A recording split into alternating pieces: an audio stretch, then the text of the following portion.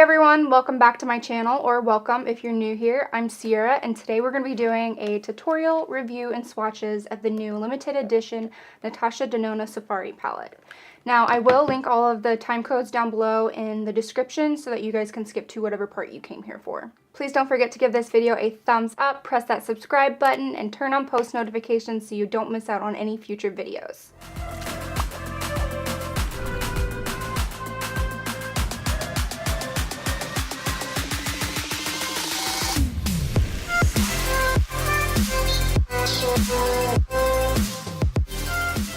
$129. It makes me like cringe knowing I spent $129 on one eyeshadow palette. That's like a week's worth of groceries. My utility bills don't even cost that much. I promised myself I would not buy these palettes because they are so expensive. But there are some shades in here that really stuck out to me, and I'm a sucker for cute packaging, so you kind of got me, Natasha. I caved. I wanted to see what the hype was all about, and I can tell you, it's not good. Is the palette worth $129? No, absolutely not.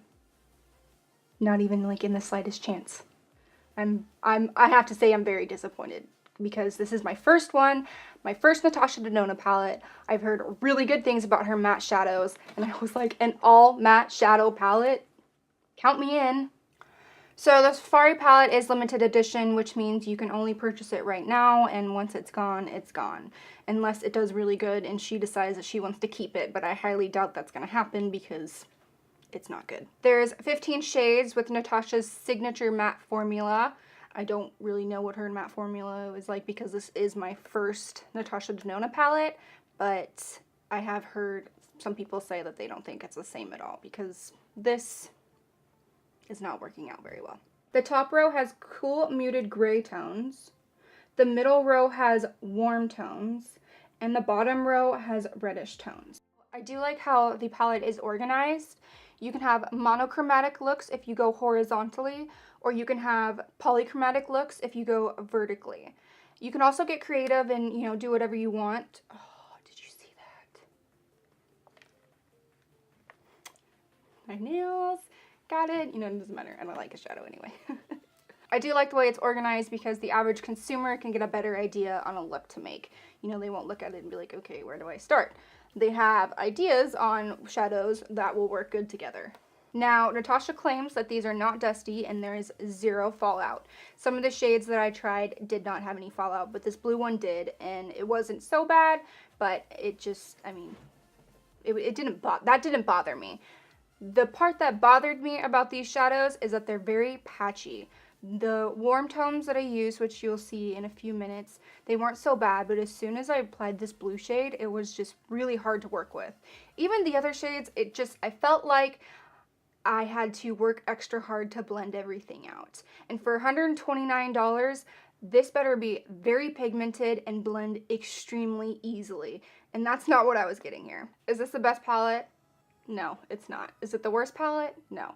But it's not going to be something that I go grab for all the time because I don't think the colors worked that well. The pigmentation was okay, but the blendability was not so much. And, like, I don't know if you can see, but it looks really patchy.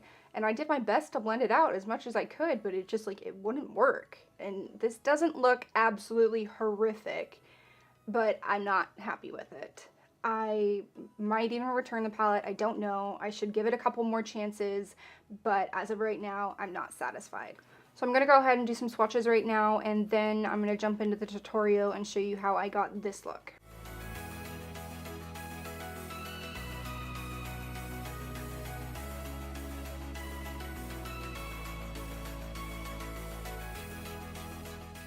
See, from the swatches, you can kind of see that there's like inconsistencies in the shades. The cool tone shades did not swatch very well. Some of the warm tone shades definitely did, but some were like really patchy and not good at all. The ones that I actually used today were the ones that were patchy, so maybe that makes sense why this didn't turn out so well. I am going to give this another try and try it with some other shades, but I don't think I'm going to be keeping this. I don't know, maybe there was a like an inconsistency or something that went on at the factory that was making this, maybe pressing issues, I don't know. If you guys have any of the other palettes, I'd love to know down in the comments below what you thought about them. Do they look the same as these? Like, are the swatches consistent? Like, is this supposed to be her magic formula, or I don't know. But I'd love to hear from you guys. Right now I'm taking the shade Desert Date and a Sigma E35 brush, and I'm just going back and forth with a windshield wiper motion to blend it out in my crease.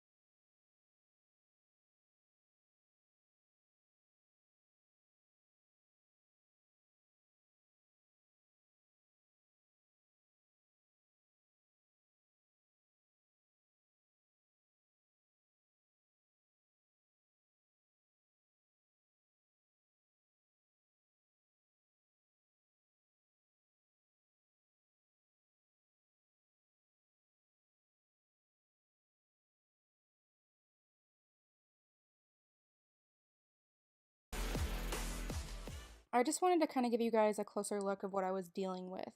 This was as good as I can get it, and I did have to pack on a lot of product to make it look this way. You can kind of see where the shadow is much darker down towards my lash line, and then it starts to get more uneven closer to my crease. I spent a lot of time off camera trying to blend everything out, but it just wasn't working too well for me.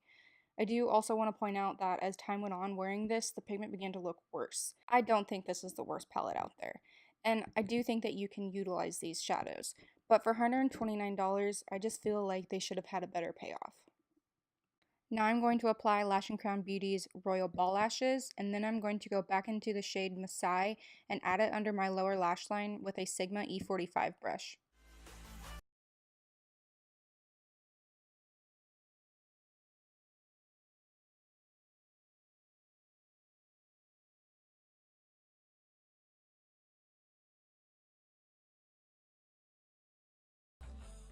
Now I'm smoking out the lower lash line with a Morphe M326 brush in the shade Fata Morgana.